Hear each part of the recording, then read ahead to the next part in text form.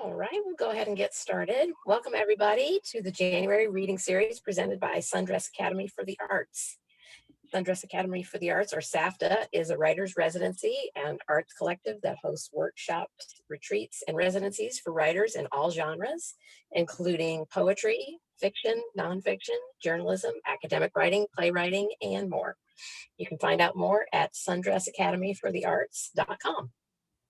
I'm Stacy Estep. I'm the reading series coordinator for SAFTA, and we would like to thank you all for being here, and we'd like to thank the Tennessee Arts Commission for the grant, which has made paying our readers tonight possible.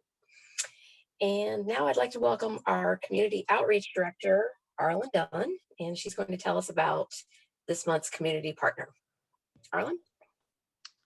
Okay, can you all hear and see me?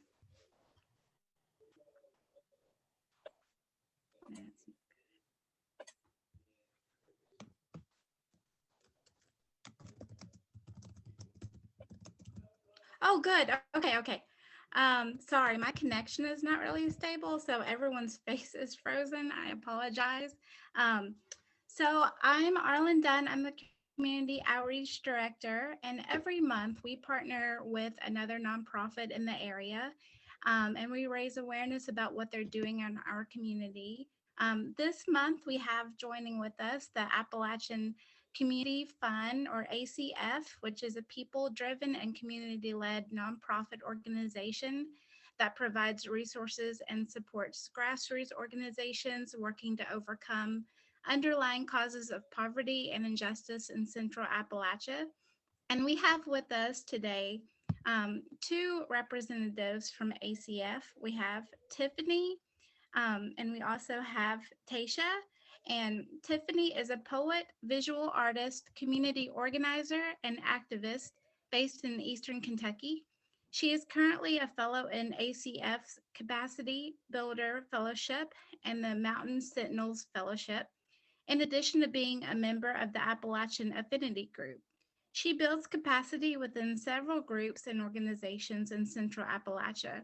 Her poetry and artwork can be found in publications such as Digging Through the Fat, The Uncommon Grackle, and Beyond Words.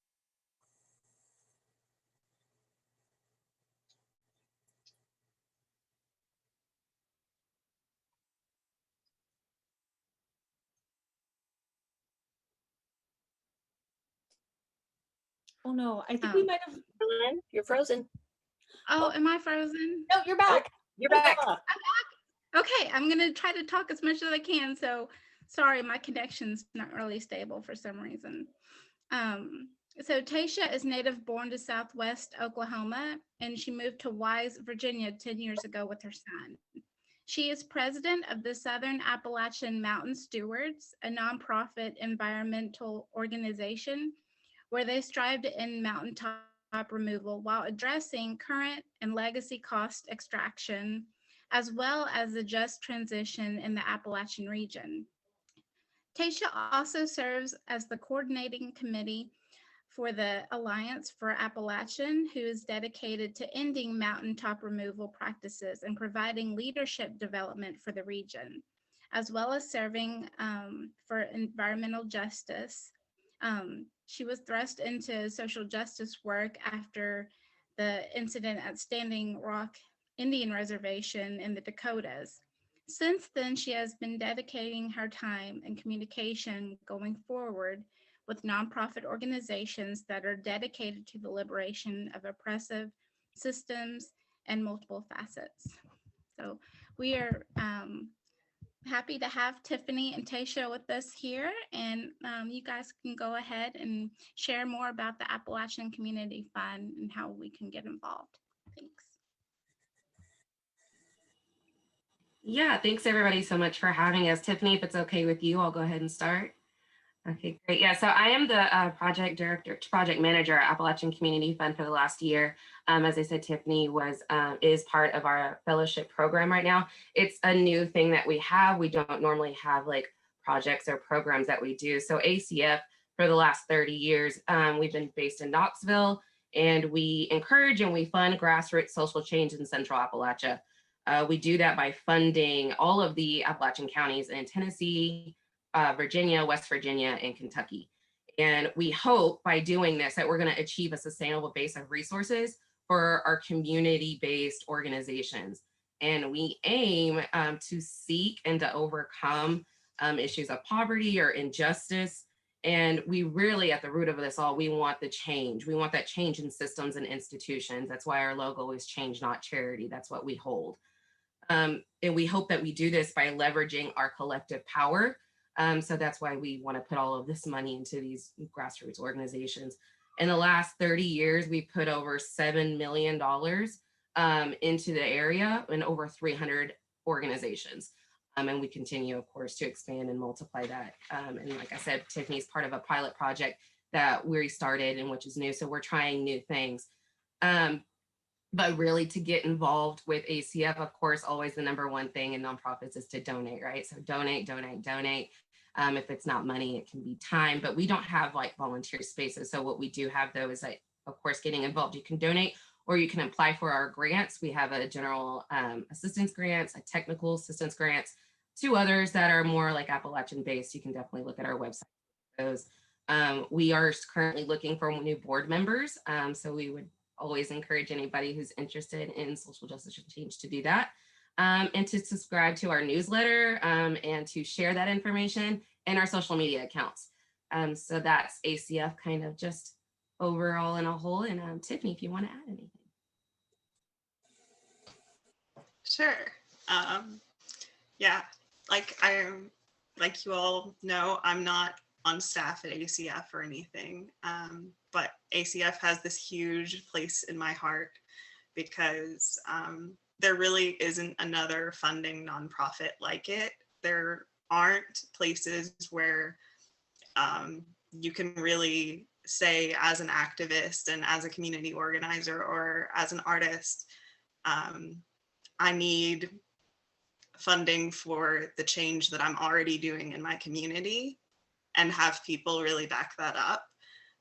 The majority of grant application processes, as I'm sure you guys know, are like really restrictive and clinical and don't feel authentic or good. And the beautiful thing about ACF is that it lets people bring their skills and their like natural innate like abilities to the grant process. When I was applying for the Capacity Builders Fellowship, all of the questions, you know, people were allowed to answer in whatever format they wanted. And so I answered each question with a poem. And it was really beautiful to have that experience and to have that, to have my gifts honored and my contributions honored. And I also love that ACF knows that Appalachia has everything that Appalachia needs. And so when they're like investing in these like people who have all of the skills that we need to do all of the change, we just need the resources and the backing.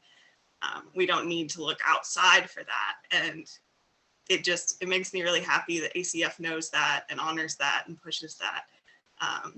And I love them so much. And I'm gonna read you guys the last poem that I wrote for my application. It's super short, but it's kind of in the vein of why they do what they do. It's called Taga, which means fly. I want to knit us all together, hold tight, strong and soft. We could be made to be a blanket, warming the people, a comfort, a trapeze net, catching, making it safe for others to fly. Thanks, guys. Thank you both so much for that and for sharing your personal testimonies about being involved with ACF. We're very excited to partner with you all, and thank you for being with us tonight. Thank you very much. All right, we'll move on to our readings. Our first reader is Joanna Eleftheriou. I hope I said that right. I'm sorry if I did not. She is the author of the essay collection This Way Back and has published essays, poems, and translations in such journals as Bellingham Review, Arts and Letters, and The Common. A contributing editor at Assay, a Journal of Nonfiction Studies, Joanna holds a PhD in English from the University of Missouri and teaches at Christopher Newport University and the writing workshops in Greece. Her book is available at IndieBound, several local booksellers, Amazon, and bookshop.org. And we will have a link to purchase the book in the chat. As our readers are reading, if anybody needs a copy of the readings, let us know so we can send that to you so you can follow along. And you can learn more about Joanna's work at her website, also in the chat. Please welcome Joanna. Thank you so much, Stacy, and many thanks to Erin and everyone at Sundress for hosting this event, and to the Appalachian Community Fund for funding, and to everyone in the audience spending some of their Wednesday evening with us. As you sort of suggested, it's hard to launch a book during the pandemic. My very first book came out in October, and I'm so grateful to people like you who host these events, do this work to host these events so that we can reach readers, even though our dreams of being in a crowded bookstore are going to take a while to happen. I'm going to read a compressed version of an essay from the first half of my collection. The collection as a whole moves forward in time kind of recursively, so it works like a memoir, but as you'll hear tonight, individual essays focus primarily on certain ideas. And this essay, The Temple of Zeus, which I'll read, asks questions about womanhood and work. So I thought it might be kind of appropriate, the question of gender and labor for tonight's reading. It's called The Temple of Zeus, and it has an epigraph from Audre Lorde's The Uses of the Erotic. The lack of concern for the erotic root and satisfactions of our work is felt in our disaffection from so much of what we do. The Temple of Zeus is an independent little bistro tucked in the basement of Cornell's Goldwyn Smith Hall, where Strunk and White produced their famous manual, and Vladimir Nabokov held his office hours. I served A.R. Iman's coffee and felt embarrassed taking money from a legend. Like Ammons, Jonathan Culler carried his own mug, and for the price of a refill was 52 cents. I formulated a rather erroneous opinion of literary theory because all I knew about it was that Culler was in a large part responsible for the thing, and whatever it was, it had rendered the study of literature something unmystical and unbeautiful. And all this made sense because I was 19 when I got the job, and 19-year-olds are capable of this sort of sweeping assumption. Mostly, I was mad because Culler didn't look me in the eye. During my undergraduate years, I spent many hours working the register, cleaning, and serving soup at the temple. I loved the job. When I entered the kitchen to retrieve the register key at 8 in the morning, crates of shining eggplant, zucchini, and green pepper awaited chopping, along with bunches of carrots, tiny patches of earth stuck to their skin, and sandy, fresh spinach. When I arrived for an early shift, there was already a small breakfast crowd. A group of 5 or 6 men whom a coworker had dubbed the Old Boys Club sat near the window, 3 narrow tables pushed together, and held animated, even boisterous conversations over morning papers and donuts until around 9. Then came professors arriving for work, deans and admission people, and they purchased their coffees and teas. The construction workers seemed to emerge from a different world, entering in their thick sweatshirts and overalls, bearing the grease marks of machines. I remember them as red-faced from the cold, always with stubbly, reddish goatees, their fluorescent work vests bright against the backdrop of the classicists' tweed. I envied their calloused hands flecked with cement. I loved their direct talk, their jingling keys, the splashes of mud on their clothes, and the clothes themselves, big camel-colored jumpsuits with sweatshirts tucked inside them, no jackets against the snow.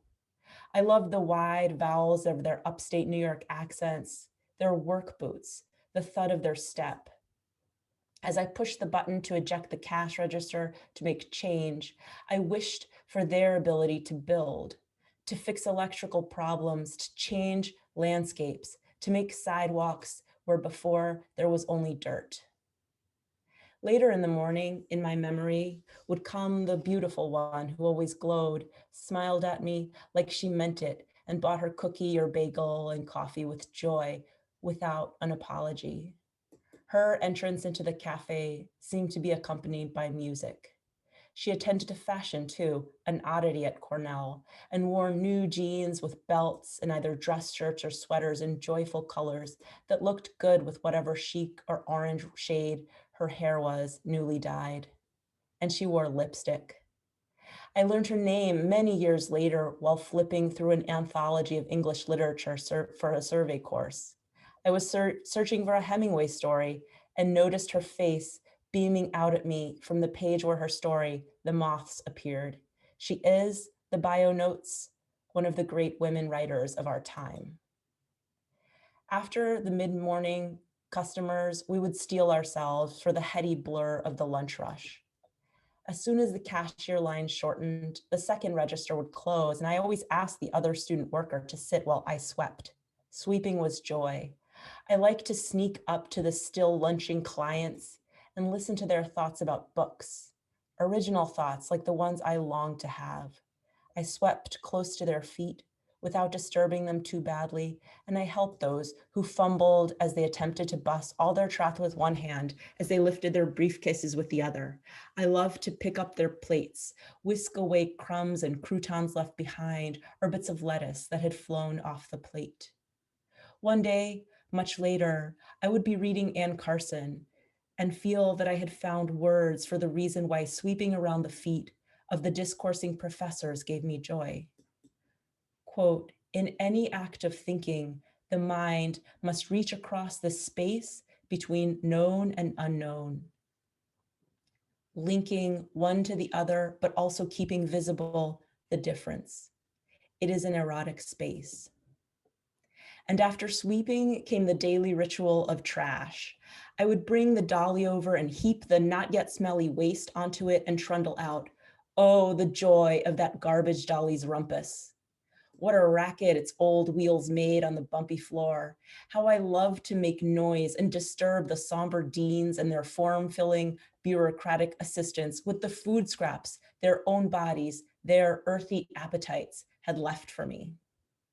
On the way back inside, I would sneak peeks into the offices, dark rooms with exotic rugs, plush but aged couches, bookshelves which loomed in my memory of them much higher than any ladder would reach. I listened to snatches of conversation and desired entry into their world.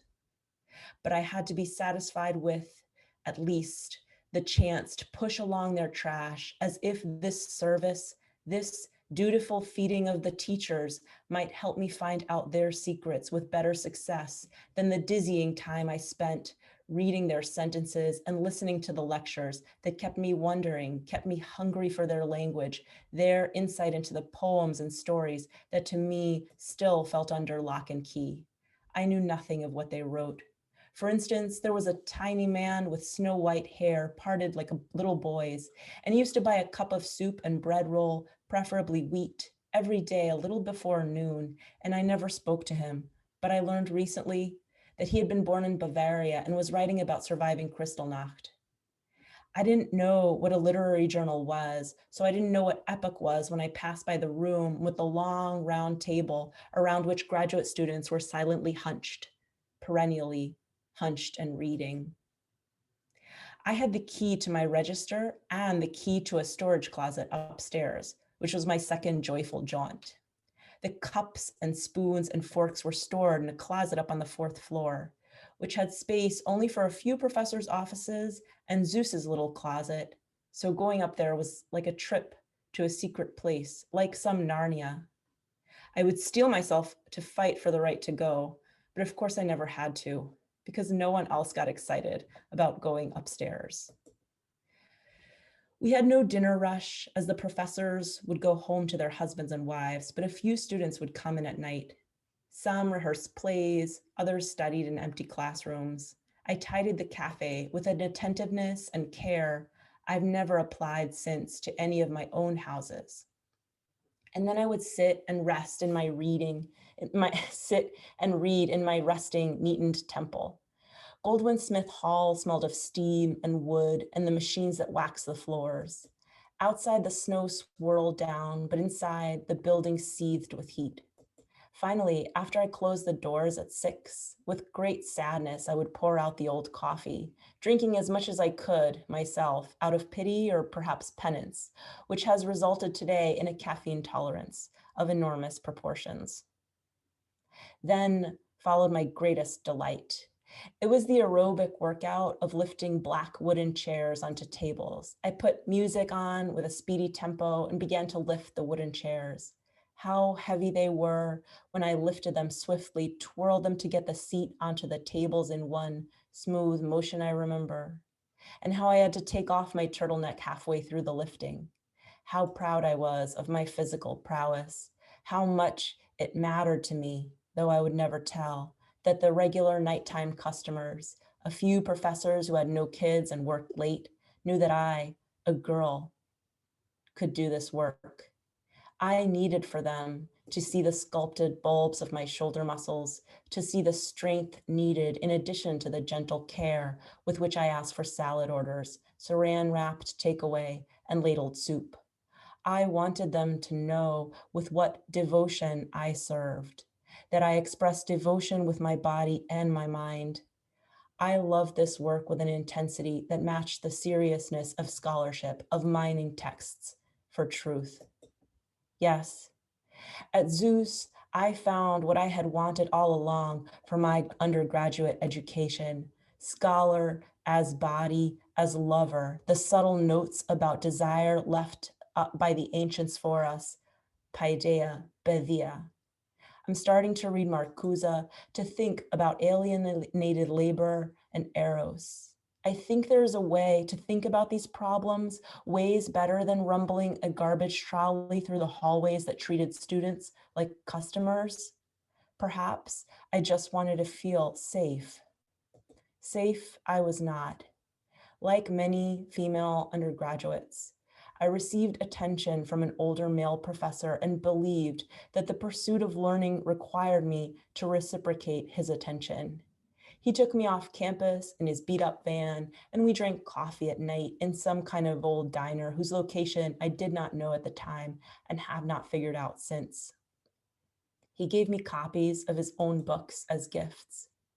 Nothing terrible happened, and when I began to pull away, he called my behavior hostile, but agreed to leave me alone.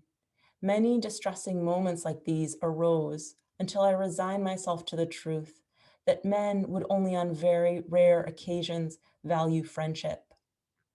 It was hard to be a person so full of love, learning new ways of seeing and learning about art in ways that made my heart burst, and then find myself cursed also in the name of love. I didn't know that this is the way of the world, that eros makes life beautiful and makes it hurt. Now, in my 40s, I've begun at last to understand the root of my young self's suffering. Alone, I sought community and a language for the eroticism and alienation and desire I felt.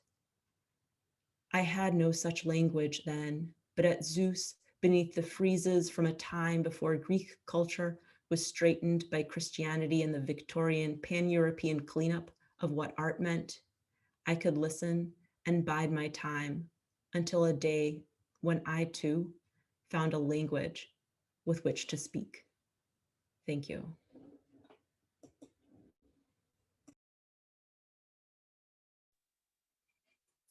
Thank you, Joanna. That was fantastic. Okay, up next we have Chloe Martinez.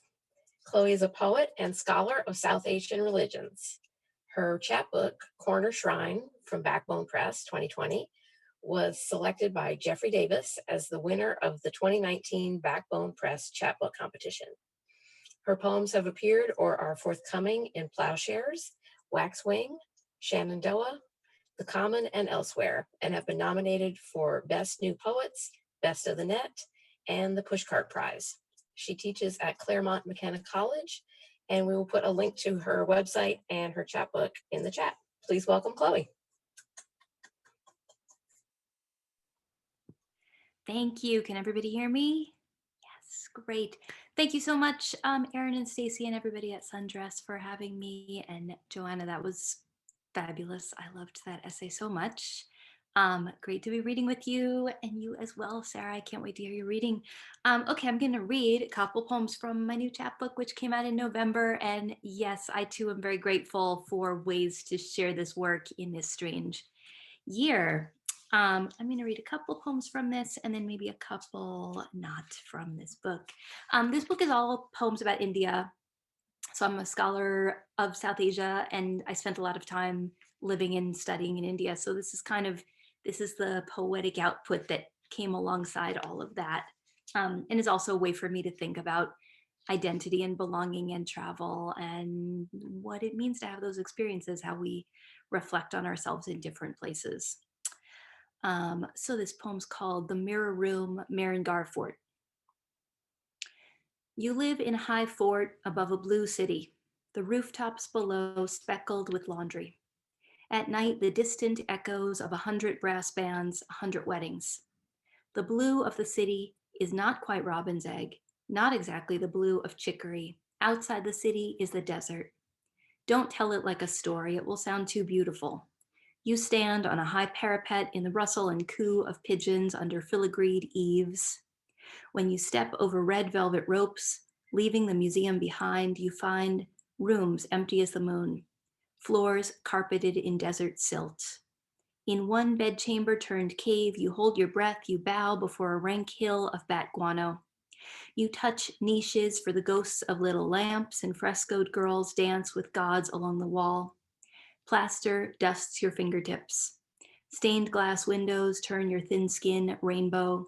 You take a photo of a white hallway. Mughal arches echo, fade into light. Not a story, not an image, it is a map. At the end of the hallway, a balcony. The ground hazily distant, the wide-winged turkey vultures gliding so close.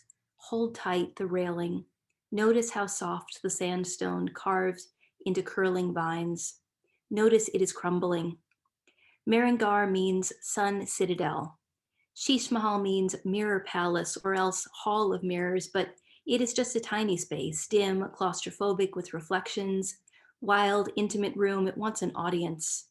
Here you are, alone with your 10,000 selves.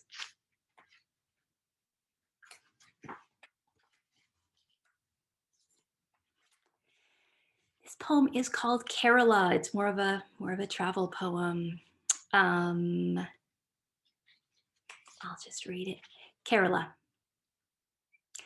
Here is a sidewalk made of stones balanced like children's blocks. Some have shifted or fallen in, revealing what's under them.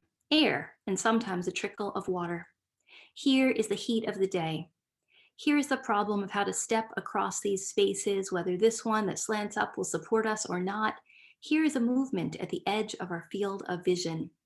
Let it not be cockroach. Let it be leaf, candy wrapper, nothing. Oh, let us take note of the palm trees. Instead, look up. They are everywhere.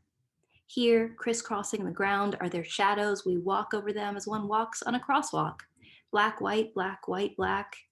But let us keep moving. Do not be distracted by the gutter and its coconuts. You must be thinking coconuts here for the taking. The perfect food. It heals you from the heat, from your exhaustion. It is meat and water and oil all at once. It enriches a curry and silkens your hair. It is a rough, impenetrable skull of a thing. You must be thinking, how does one open a coconut anyway? Well, here's a man with a machete. For a few rupees, he'll chop one open and hand it to you with a pink plastic straw. Be grateful. Take heart. Sit down here. Drink.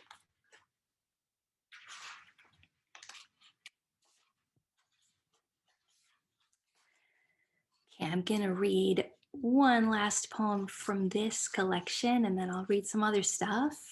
This poem's called Palace Gate. It has a little bit of backstory.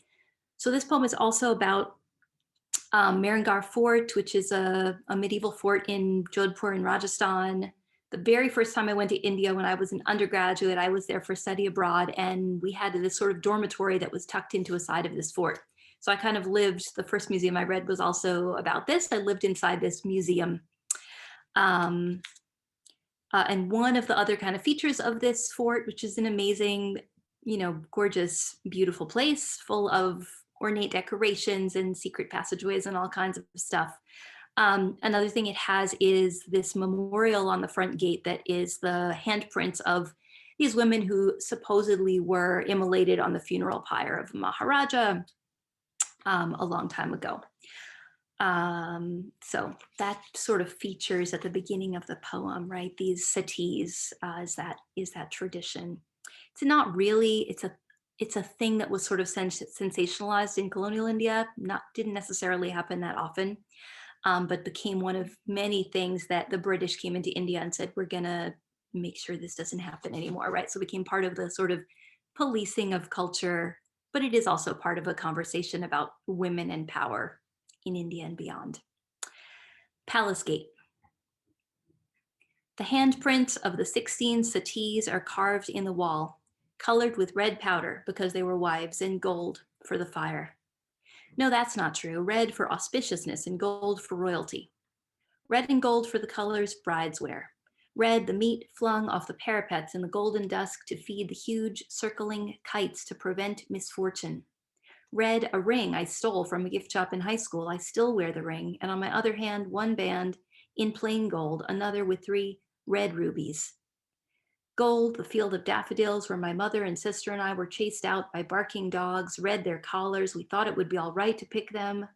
Red, the Toyota hatchback that broke after so many years. Gold, the sedan that somebody gave us that smelled always like grandparents. Red, my blood on the train platform. Gold, the dirt on my knees, on my bleeding palms. Red, the telephone, but the shopkeeper had no phone book. I wept on the counter. A gold Ganesha looked on from his corner shrine. Red, the sandstone palace, even under whitewash. I never stole anything else. Thanks. Okay, I'm gonna read a couple newer poems that are not about India. Just because for variety. So this is a poem that came out recently in Poetry Northwest, and when I wrote it, it kind of felt like a how do we get out of 2020 sort of poem. Now we're in 2021. I'm not sure it feels that different yet. Thought it would be interesting to see how it feels to read it in 2021. It's called The Moon. If we can put a man on the moon, surely we can figure this out. If the man puts out the moon, we can surely put that man figure out. The moon cans on, man ensures we put out this figure. If. Put a figure on the can. We can out this. We can moon man on, surely. Out can the moon, put a sure man. If we can, we figure this, we out it. The moon, can a man be sure? Can we out? The man is a figure. The moon is a can. We put on the surely can, we out.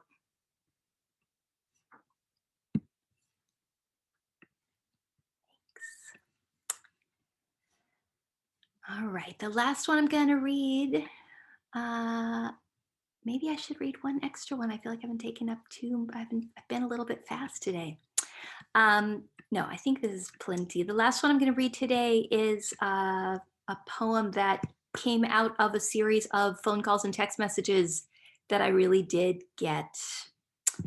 So it felt like a poem that was gifted to me from out of nowhere. It's called 36 Text Messages and 16 Missed Calls.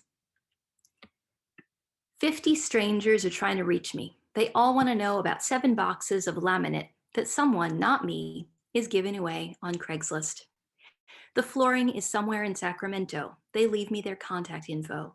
The inquiries range from casual, hey, my name's Jose, do you still have the boxes, to formal, good evening, I am interested in the flooring. Some of them take a pleading tone. If you still have the flooring, I'll come and get it right now. One person says, I need flooring desperately. A lady named Dee writes a warm message signed, thank you very much. Linda writes twice. Ed seems pretty chill. I can take those off your hands. They are in Fair Oaks, Folsom, Citrus Heights. They are ready to come and get all 7 boxes of laminate flooring tomorrow morning, tonight, right now. They've been ready since yesterday, and they don't know why they haven't yet heard back from me. They are friendly, cordial. They have learned my name from my voicemail greeting. So they say, hi, Chloe. Hi, Carly. Hello, Cleo. Hey, Cole. I can hear Cassandra's kids in the background, everyone so full of hope, everyone thanking me in advance. On Craigslist Sacramento, I find my listing. I ask a person who really is offering all that flooring for free to please correct the phone number so that at least one of these 52 people so far, of whom I've become quite fond, even protective, might be able to have what they wish for. Gleaming new floors. May we all catch a little free beauty sometimes. May at least one of our earnest, desperate, hopeful calls be rewarded with bounty, with gifts unearned and earned, with free laminate flooring, enough to make one room at least like new. Thank you.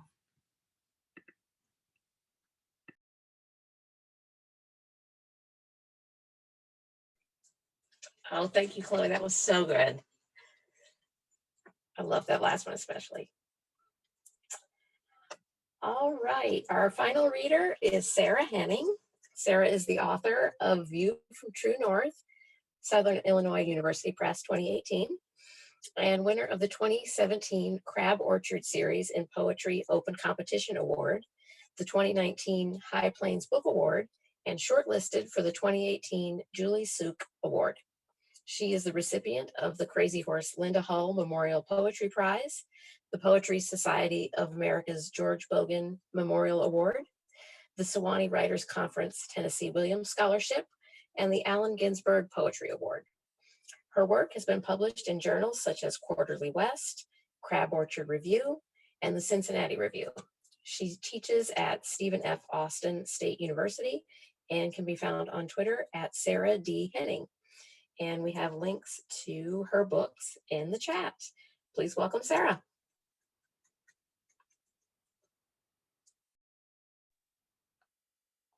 All I seem to be able to do today is write down these nuggets of wisdom and beauty that these fierce, wonderful women are reading tonight. I've just filled up pages of gems.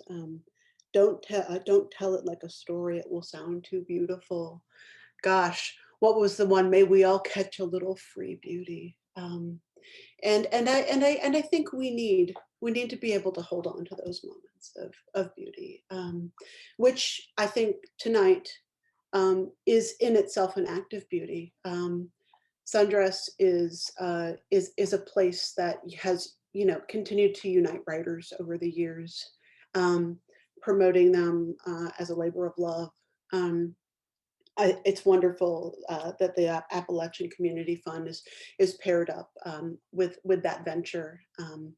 And I think we all just need a little more kindness in the world. And so it feels very special to me to be here celebrating that, thinking about what that means, not just sort of in theory, but in practice.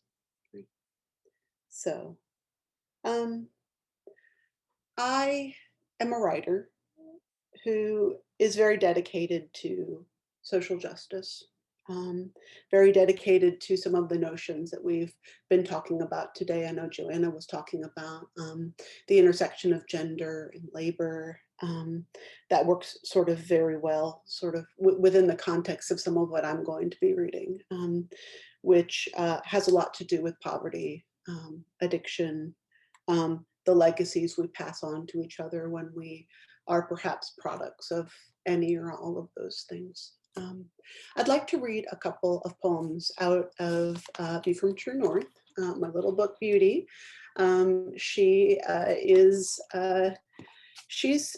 one of the hardest things I've published because I talk about those issues. I talk about my matrilineal family, my grandfather. My father died young, and so I was very much raised by my grandparents. My grandfather was an alcoholic, and I consider myself a generation child of an alcoholic. And so And so I'd like to share a few poems about those matters. For my uncle, who learned to fly.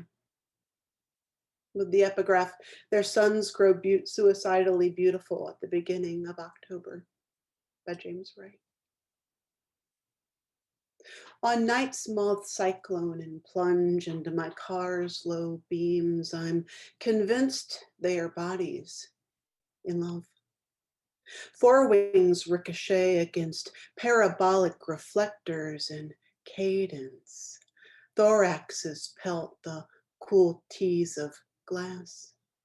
Because spring thaw suffers them into the crosswinds whirl, the dirge of the suicidally beautiful becomes a rousing bell.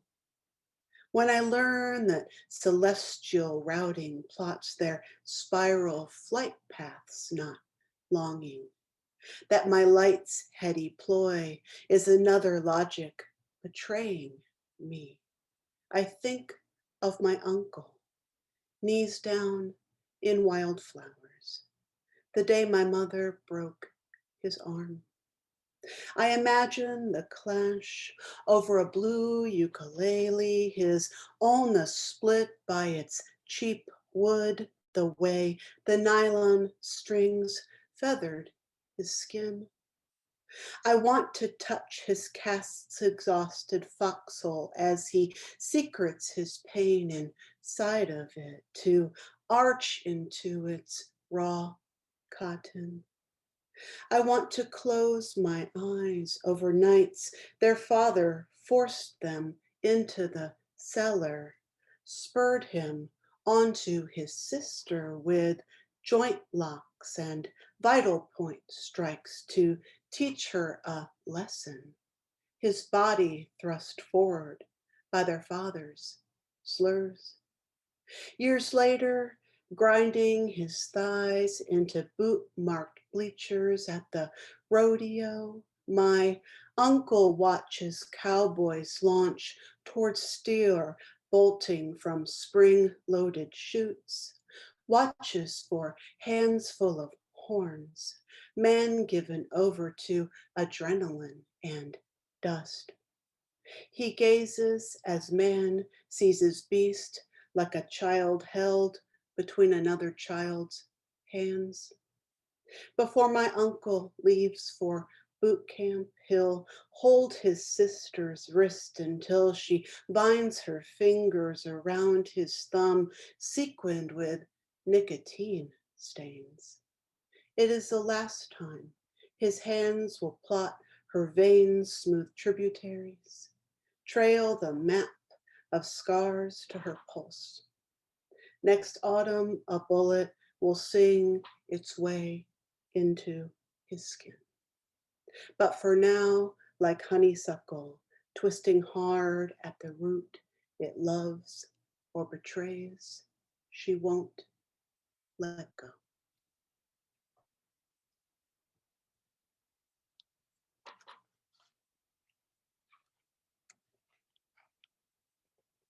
Drunk again, he pushes her. If she falls this time, my grandmother, into the cluster of cacti she nursed from blunt cut pups, if she awaits her wounds to callous like lobes nicked to stomata, or spines scarring their way into woolen areoles, she'll laugh until the sultry lure of shame is beyond her. If the golden barrel stems stake her flesh this time, purloining through breach and bract, if they take hours to pluck while flowers genuflect from the crown of globes cresting loose from pot to linoleum, spilling dirt in which she's learned to rest her head, she'll coax each deep clenched thorn, refusing closure with her nails. It's pulpy, fevered now.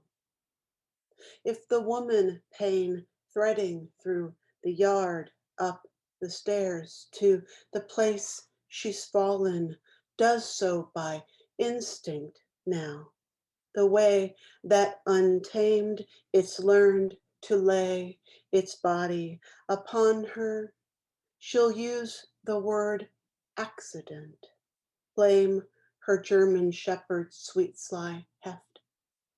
And if somewhere she's still falling, half erect, half floating, if the alibi she learns to mouth is quilled into her blood like a siren song, I'll say, this is how I'm falling.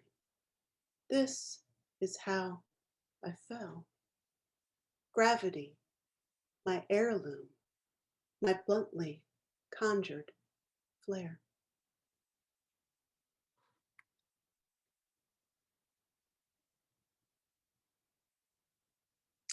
I think of this book as a book of survivorship because many of us who grew up in difficult households, many of us find our way out. Many of us don't. Many of us live with the shame of leaving.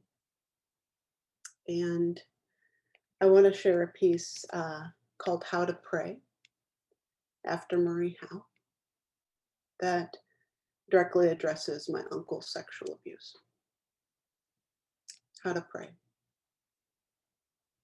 Start with one ear to the ventilation grill to heed your father's saunter, a cadence ending at your brother's bedroom door.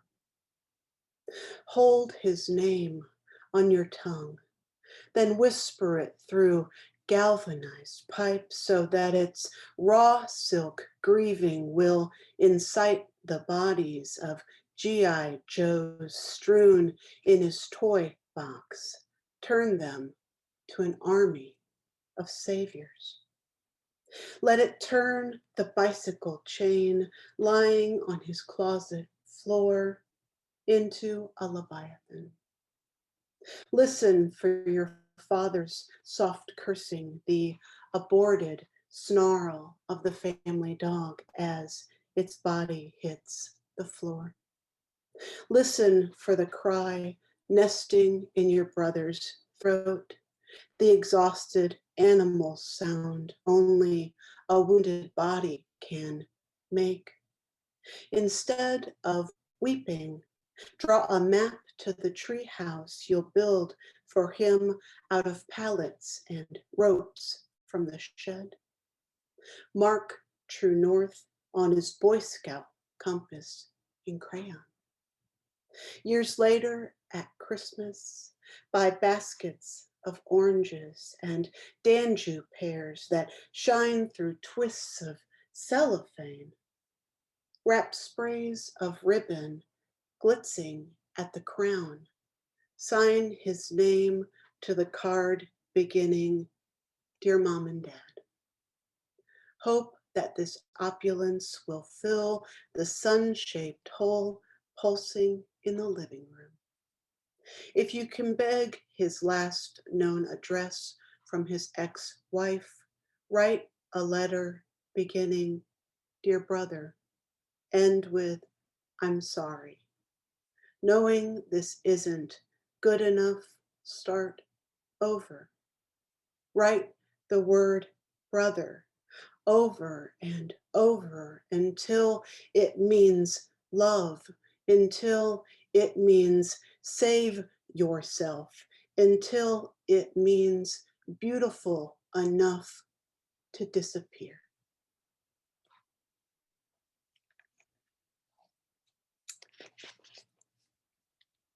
One more from this collection.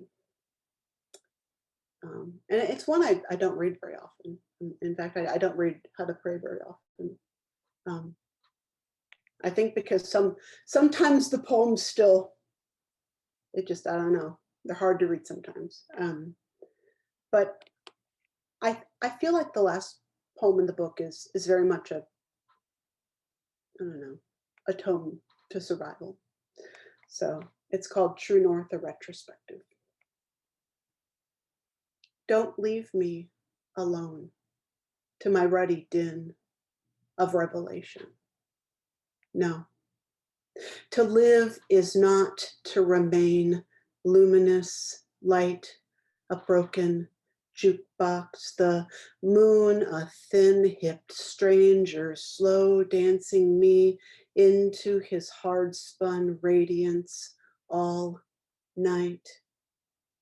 Don't leave me where light slicks the throats of trees, where my body is just another smoke-stung dirge of survival.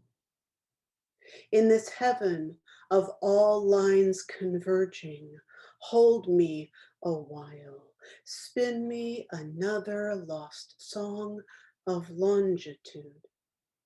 The moon is only a half-drunk lover who, lured by orbit or his own sultry shine, is already calling me home. All right. I've got two more. And they're out of a collection that just won the 22 Hollis Summers Poetry Prize and will be forthcoming from Ohio University Press in 2022. So much love to the folks launching books this year. I'm already got the what do you call it, the little nerves in the belly about the another one coming. Which I figured what I'd do is I'd read two of the sectional title pieces. The collection's called Terra Incognita, and it starts with a section called Terra Inferno. And so Terra Inferno concerns the story of a painter. His name is Joe Ando, and so one of his stories is that he would paint the horses over and over again, and these same sort of teenage girls over and over again.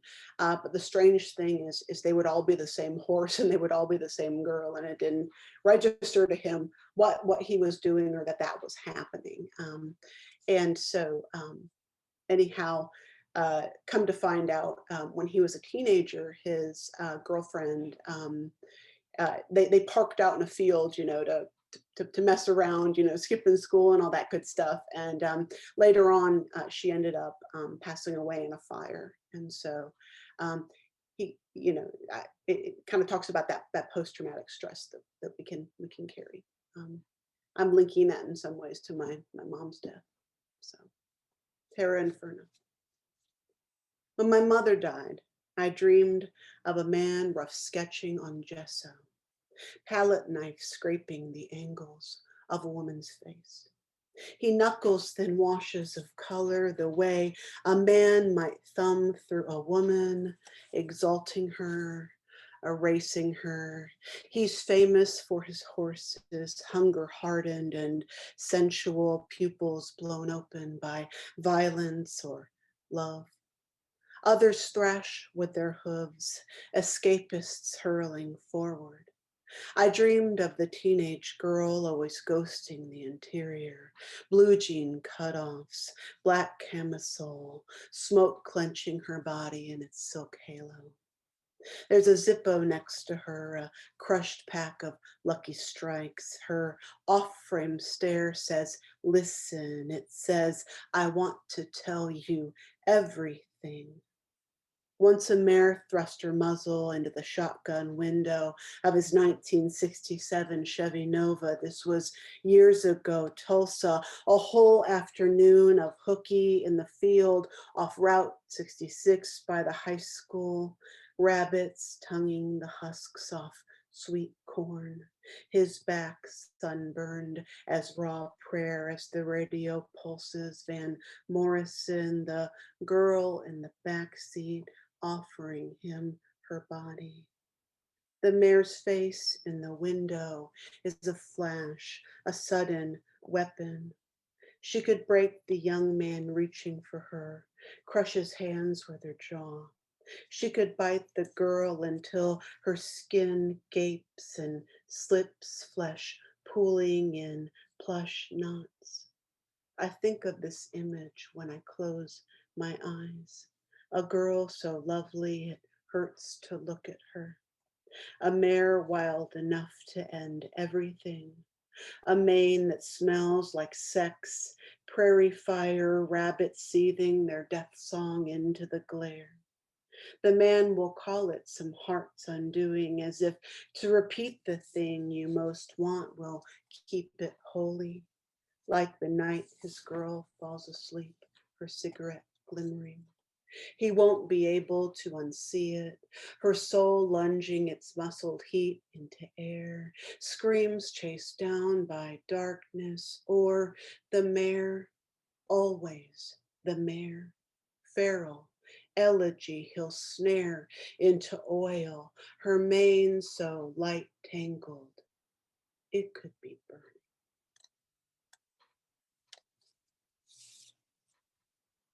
And then I've got a villanelle. It's like super short, but this one's from the last section, Terra Inferno, and it's called Terra Inferno. I sink my heels into darkness, that silky tether. Grief is an island of mercy touching my skin. It hurts like hell to bury your mother.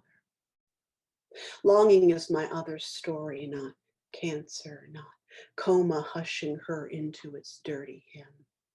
I sink my heels into darkness, this silky tether.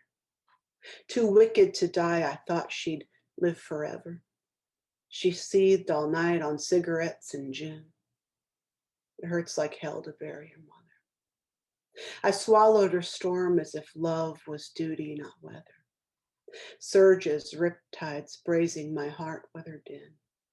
I sink my heels into darkness, that silky tether. I hated the menthol musking her black leather jacket.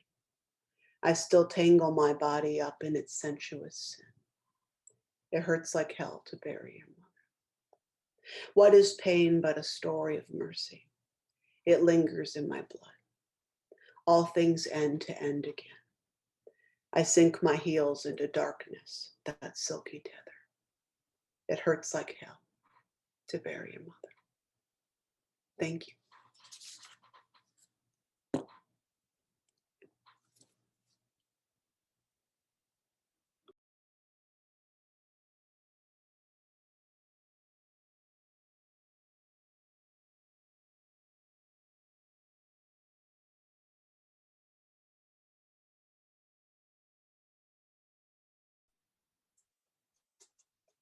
Sorry, I couldn't unmute myself there for a second. Wow, thank you so much, Sarah. That was so powerful. Everybody is amazing tonight. Wow. We are running a little short on time, but if anybody has any questions, now is the time. So please put your messages in the chat, or you can unmute yourself. That would be quicker. And also we will put another link in the chat to our community partner, the Appalachian Community Fund, so you can learn more about them and get involved and donate.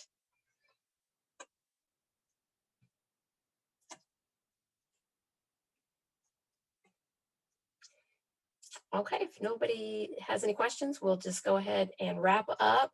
I want to invite you all to join us on February 10th from 6 o'clock to 7:30 Eastern Time PM for the Sundress Workshop Series. The February workshop is called Be Prostrate, Be Praise, Writing the Self, Sacred and Profane, and it will be led by Leah Silvius. In this generative poetry workshop, which takes its title from a line in Eric Tran's poem, How to Pray, another poem called How to Pray, we will consider how what we might consider sacred and profane can provide entryways into thinking about ourselves' relationship to our identities, to other people, and to the divine or supernatural, however one conceives of them.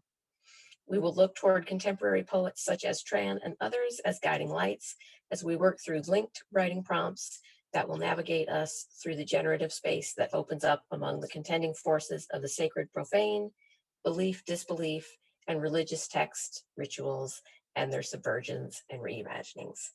And you can learn more about that on our Facebook page. And we also look forward to seeing you on February 24th from 7 to 8 p.m. Eastern Time for the next installment of our reading series. And that will be featuring Ranjani Murali, Janine Ouellette, and Laura Creste. And you can follow us again on our social media to find out more about that. Thank you all again for being here. Thank you to our wonderful readers, and we will see you next time. Bye-bye.